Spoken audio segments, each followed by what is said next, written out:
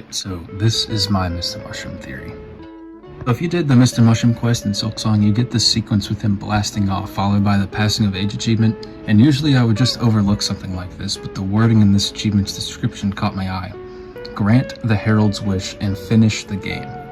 Like I said, this wouldn't usually bother me, but no other place in the game does it word its achievements like that. Not unless it's used in the context of somebody who treats the world of Hollow Knight as a game. Could just be weird wording though, right? But then the cutscene zooms into Mr. Mushroom's eyes, which happens in both Hollow Knight and Silksong, so there has to be some significance to it, right? Well, who else has those eyes? The mask makers.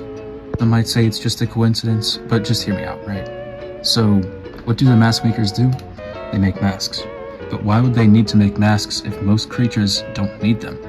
Most bugs in Hallownest and Farloom are either born with masks, use some sort of alternative, or don't require one to survive, with the exception of a few like Nosk.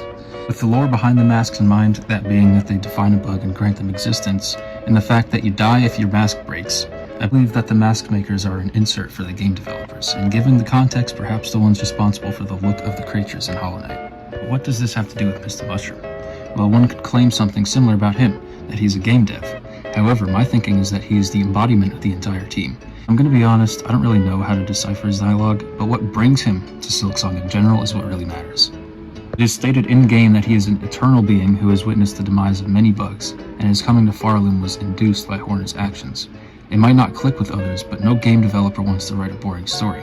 And what Hornet achieves throughout the game is far more than boring, causing Mr. Mushroom to arrive. On top of this, he says near the end of his dialogue that Hornet's actions may cause him to appear again in the far future. So what I've gathered from all this information is that not only is Mr. Mushroom everything I said he was, but Silksong 2 will come out in the distant future as prophesized by the man himself.